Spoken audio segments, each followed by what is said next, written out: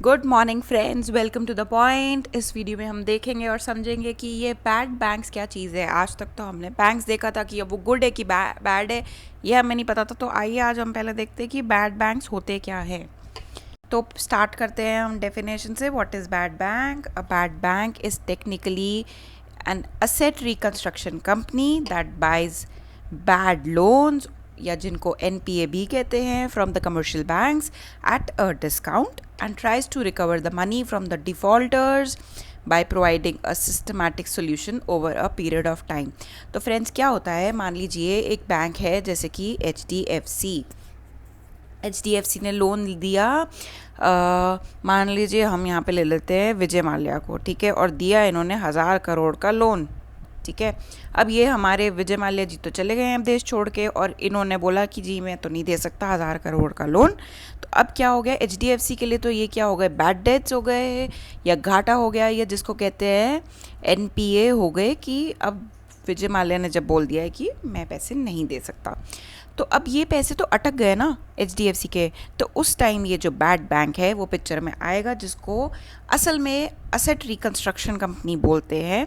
वो आएंगे, वो बोलेंगे कि आप ऐसा करिए कि आप ये जो 1000 करोड़ का अकाउंट जो विजय माल्या के नाम था, आप इस मेरे से 900 करोड़ रुपए ले लीजिए और ये मुझे दे दीजिए, ये अकाउंट जो है ये दे दीजिए, उसके बदले आप ये 900 करोड़ रख लीजिए।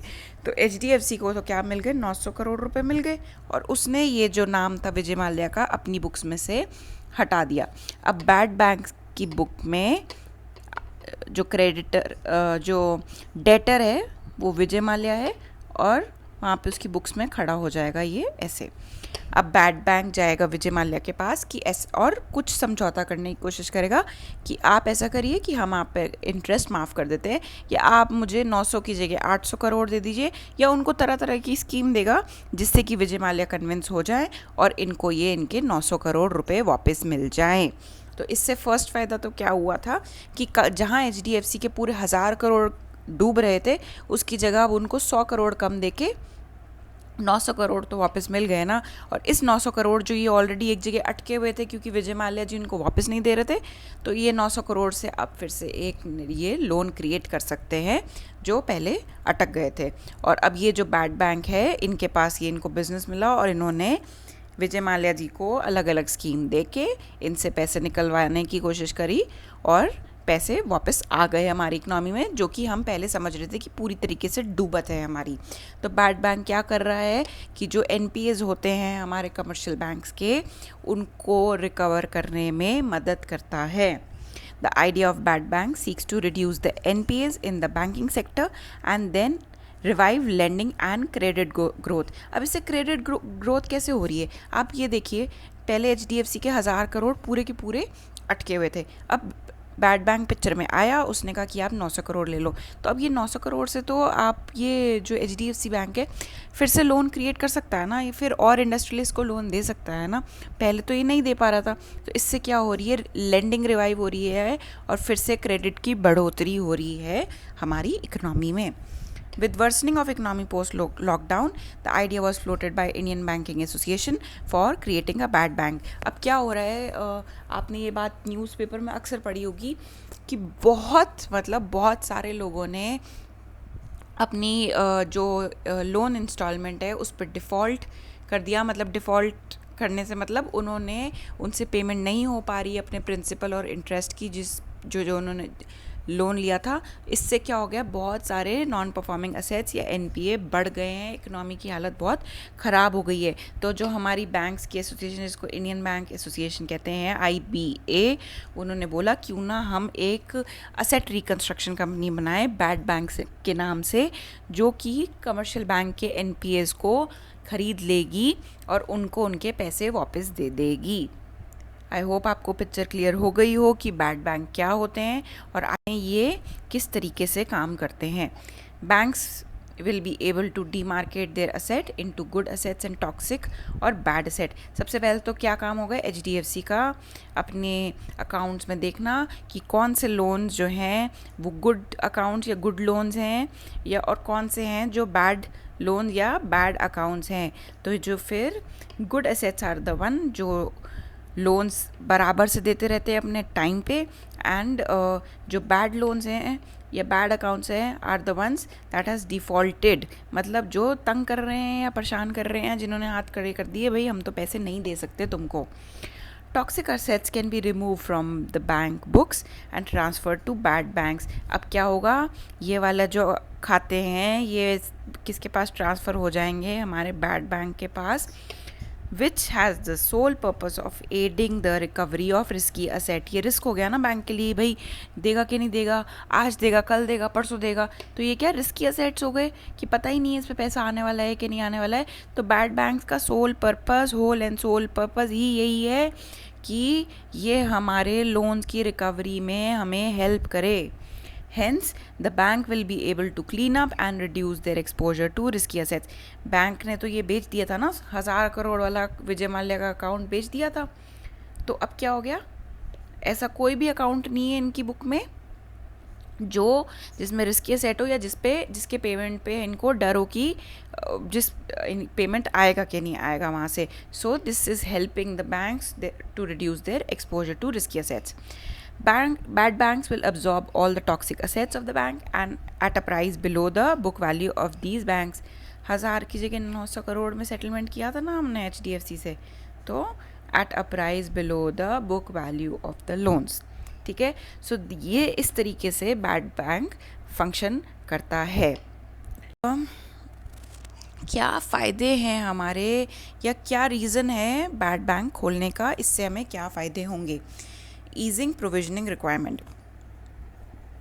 High level of non-performing assets makes it difficult for the banks to lend as they have to maintain a certain limit of capital under Basel norms and the rest goes under non-performing asset. अब क्या होता है मेरे friends, देखिए bank के पास मान लीजिए 500 रुपये, मान लीजिए होते तो बहुत करोड़ों में, लेकिन अभी के लिए हम मान लेते हैं कोई बैंक है जिसके पास सिर्फ 500 रुपये हैं. अब क्या वो ये 500 के 500 रुपये पूरे लोन में दे सकता है? नहीं. क्यों? सबसे पहले तो ताकि एक नॉर्म्स होते हैं जिनको हम बेसल नॉर्म्स बोलते हैं, इसको हम डिटेल में बाद में पढ़ेंगे. अभी के लिए आप सिर्फ ये समझ लीजिए ये नॉर्म्स के अकॉर्डिंग बैंक्स को कुछ अमाउंट सेट असाइड करना पड़ता है. एक जैसे कि CRR और SLR होता था ना, जिसमें RBI बैंक्स को बोलता है कि आपको कुछ अमाउंट आपके डिपॉजिट्स का कैश में मेंटेन करना पड़ेगा ताकि लिक्विडिटी इंश्योर्ड रहे. तो ऐसे ही जो ये बेसल नॉर्म होते हैं इसमें बैंक को कुछ अपनी कैपिटल का हिस्सा अलग करना पड़ता है और जो उसके बाद बच जाता है, मान लीजिए ये 500 में से इन्होंने 200 रुपये तो बेसल नॉर्म के अकॉर्डिंग मेंटेन करने हैं, ठीक है, बचे सिर्फ 300 रुपये. अब अगर 300 में से भी 100 रुपये का NP हो गया तो बैंक के पास क्या बचा, सिर्फ 200 रुपये ही तो बचे. तो क्या सिर्फ ये 200 रुपये से लोन क्रिएट करेगा? नहीं ना. कितना मतलब कितने नुकसान की बात है कि बैंक के पास थे तो 500 जी, अब ये तो रेगुलेटरी रिक्वायरमेंट है 200 रुपये की बेसल नॉर्म्स में, ये तो करनी ही पड़ेगी. 100 रुपये का इनको घाटा हो गया और पता चला अगले महीने इसमें से 50 और उड़ गए, किसी और ने इनके साथ डिफ़ॉल्ट कर दिया, तो बैंक के पास क्या बचे, सिर्फ 150 रुपये. या और भी अब जैसे लॉकडाउन हो गया, पैंडेमिक आया, बहुत लोग डिफ़ॉल्ट करने लगे, तो पता चल रहा है कि साल के अंत में बैंक के पास सिर्फ 75 रुपये बच रहे हैं लोन देने के लिए. तो अगर ये बैड बैंक आ जाएगा और ये वापस ये जो अकाउंट थे जहाँ पे ये वाला अकाउंट और ये वाला अकाउंट अगर ख़रीद लेगा और बैंक को पैसे वापस दे देगा, तो बैंक के पास वापस उतने पैसे आ जाएंगे फंक्शनिंग के लिए और फिर से ये क्रेडिट क्रिएट करने लगेगा, मतलब नए लोन्स क्रिएट करने लगेगा. Bad banks, by way of absorbing NPAs, will ease the provisioning requirement by the banks and help them to get on with the business as usual. उनके बिजनेस में कोई बाधा नहीं आएगी, जैसे बैंक हमेशा चलते आए हैं वो चलते रहेंगे. Reassuring trust. Moreover, the creation of bad banks allow the segregation of banks good asset from its bad asset. अब जब अगर ये बैड बैंक को अगर हमने अपने अकाउंट ट्रांसफ़र करने हैं तो सबसे पहला प्रोसेस क्या था, अगर आपको याद हो, बैंक को सबसे पहले अपने असेट्स 2 पार्ट में डिवाइड करने हैं, हमारे गुड असेट्स कौन से हैं और बैड असेट्स कौन से हैं. तो इससे अगर वो अलग अलग करेंगे तो बैंक को भी तो क्लियर पिक्चर हो जाएगी जी हमारे इतने लोन तो घाटे में ही हैं. और एक बात मैं बता दूँ आपको फ्रेंड्स, कभी भी जो कोई फाइनेंशियल इन्वेस्टर अगर किसी बैंक में इन्वेस्ट करता है तो कुछ रेशियोज़ है जो एक बैंक को अपनी फाइनेंशियल स्टेटमेंट में देने होते हैं। तो अगर जितने ज़्यादा एनपीएज या जितने ज़्यादा बैड लोन्स होंगे उतने ही वो रेशियो ख़राब, उनका जो फिगर आएगा वो बहुत ही ख़राब आएगा। वो इंडिकेट करेंगे कि बैंक की हेल्थ बहुत ख़राब है। यहाँ पे लोग अक्सर डिफ़ॉल्ट कर देते हैं लोन में। तो कोई भी फाइनेंशियल इन्वेस्टर ऐसे बैंक में पैसे क्यों इन्वेस्ट करेगा जहाँ पे लोग अक्सर डिफ़ॉल्ट कर देते हैं पेमेंट में। इसी वजह से बैड बैंक जो है अगर उनको पैसे दे देगा तो वो रेशियोज़ की कैलकुलेशन ठीक आएगी, क्योंकि अब तो उनका पैसा टाइम से रिकवर हो रहा है ना बैड बैंक्स की वजह से। तो उससे उसकी फाइनेंशियल हेल्थ सही बनी रहेगी और कभी भी इन्वेस्टर्स अपना ट्रस्ट लूज़ नहीं करेंगे बैंक्स में और उनकी फंडिंग वैसे ही बरकरार रहेगी। तो बैड बैंक बनाने के 2 फ़ायदे क्या हो गए?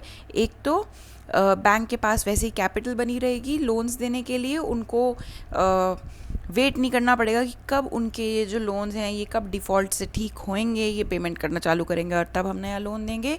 और फाइनेंशियल इन्वेस्टर्स का ट्रस्ट हमेशा की तरह बरकरार रहेगा। अब देखते हैं कि अब ये जो बैड बैंक है ये क्रिएट करना कोई आसान बात तो है नहीं। कोई भी चीज़ नहीं बनाना आसान तो होता ही नहीं है, उसके साथ हमेशा कोई ना कोई चैलेंजेस एसोसिएटेड होते हैं। तो बैड बैंक की क्रिएशन में क्या चैलेंजेस आते हैं ये हम देखते हैं।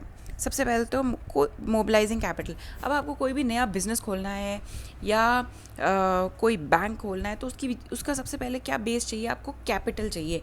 तो ये आपको ये बैड बैंक जो क्रिएट कर रहा है गवर्नमेंट क्रिएट कर रही है।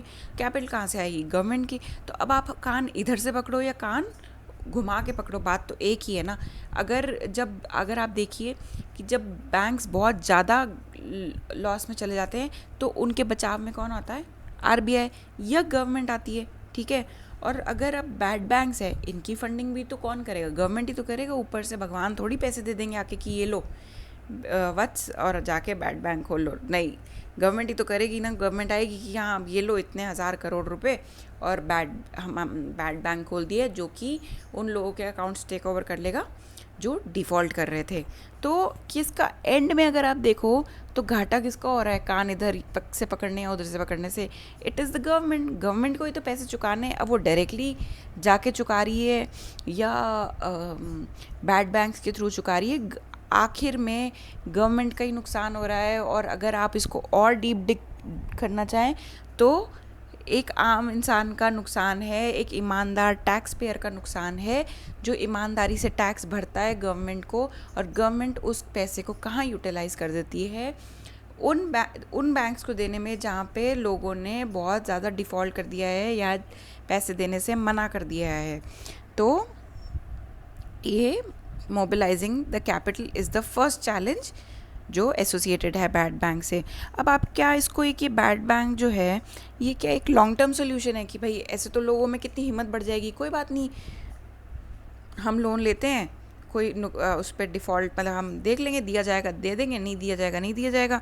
बैंक्स भी बेचिंतित हो जाएंगे कि कोई बात नहीं, पैसे आए तो ठीक, वरना नहीं आए तो और भी ठीक, क्योंकि बैड बैंक तो आ ही जाएगा। 100 रुपये की जगह 90 रुपये तो दे ही जाएगा ना बैड बैंक आके। तो इससे क्या हो रहा है कि लोग ये बहुत एक जो बैंक्स हैं उनमें एक बेफिक्री वाला एटीट्यूड आ जाएगा कि कोई बात नहीं, नुकसान तो होगा नहीं, या तो वो दे देंगे आके, नहीं देंगे तो बैड बैंक्स आके बचा लेंगे। तो जो कि लॉन्ग टर्म में बहुत गलत है अगर हम इकोनॉमी की स्टेबिलिटी के पॉइंट ऑफ व्यू से देखें। तो एक ये लॉन्ग टर्म सोल्यूशन नहीं है। हमें ऐसे गवर्नेंस रिफॉर्म लाने पड़ेंगे कि कोई भी बैंक लोन देने से पहले अगर अभी एक तरीके की बैकग्राउंड चेक होता है तो 2 तरीके के हो, या इस तरीके से हमारे पैनल प्रोविजंस हों कि कोई भी अगर लोन पे डिफ़ॉल्ट करता है तो बहुत ज़्यादा हैवी पेनल्टी हो, सो दैट वो लोन पे डिफ़ॉल्ट ना कर पाए। और कोई भी इस तरीके का मैकेनिज़्म ना हो कि यहाँ से लोग देश छोड़ के चले जाएं। जैसे बहुत सारे इंडस्ट्रियलिस्ट करते हैं कि बहुत हज़ारों करोड़ के लोन ले लेते हैं और जब उनसे नहीं दिया जाता तो वो देश छोड़ के दूसरे देश चले जाके बैठ जाते हैं कि यहाँ से तो वहाँ हम उनका कुछ नहीं बिगाड़ सकते। तो कुछ ऐसे स्ट्रिक्ट प्रोविजंस लाने चाहिए गवर्नेंस में कि उन लोगों को फिर से वहाँ से लाया जाए या उनके असेट्स को लिक्विडेट कराया जाए, रादर देन कोर्ट में लंबी हियरिंग चल रही है, हियरिंग पे हियरिंग हो रही है और फटाफट उनके असेट्स को बेच के बैंक का पैसा वापस लौटाया जाए। तो हमें कुछ ऐसा चाहिए जिससे लॉन्ग टर्म हम मतलब ये चीज़ें रुक पाएँ और लॉन्ग टर्म में इनका फ़ायदा हो, rather than short term solution जो कि है क्रिएशन ऑफ बैड बैंक। हमारे पुराने गवर्नर जो थे आरबीआई के, रघुराम राजन, उनने भी कहा था कि बैड बैंक में create a moral hazard and enable banks to continue reckless lending practice without any commitment to reduce NPAs. अब बैंक को क्या हो रहा था, जैसे अगर बैड बैंक पिक्चर में आ जाता है, बैंक को होगा कि कोई बात नहीं ना, ये जो लोन लेने आ रहा है हम देते जाते हैं, आ गए पैसे ठीक है, वरना बैड बैंक को बेच देंगे अपना थोड़े बहुत मोल भाव करके। ये एटीट्यूड नहीं आना चाहिए, ऐसा एनवायरनमेंट नहीं क्रिएट होना चाहिए इकनॉमी में कि हम जो वर्दी नहीं है लोन लेने के उनको भी हम लोन दे दें। सो हमारी नीड ऑफ द आवर क्या है, हमें गवर्नेंस रिफॉर्म्स चाहिए ताकि हम ऐसी सिचुएशन से बच सकें। सो माय डियर फ्रेंड्स, आपको आई होप अभी क्लियर हो गया होगा कि बैड बैंक्स क्या होते हैं, उन्हें बैड बैंक्स क्यों बोला जाता है, क्योंकि वो आपके एक कमर्शियल बैंक के बैड असेट्स या बैड अकाउंट्स को टेक ओवर कर लेते हैं। वो किस प्रकार से फंक्शनिंग करते हैं, पहले बैंक सेग्रीगेट करेगा कि गुड असेट्स क्या हैं, बैड असेट्स क्या हैं, फिर वो उनसे ख़रीद लेगा कुछ मोल भाव करके या कम पैसे देके, और फिर वो जाके अपने तर्ज पे या अपने लेवल पे उन लोगों से रिकवरी करेगा पैसे की। इनके क्या फ़ायदे हैं और ये क्या नुकसान है, एक बार आप फिर से रिवीजन कर लीजिएगा ताकि आपको अच्छे से याद हो जाए। सो this is all for the today's video. Thank you so much.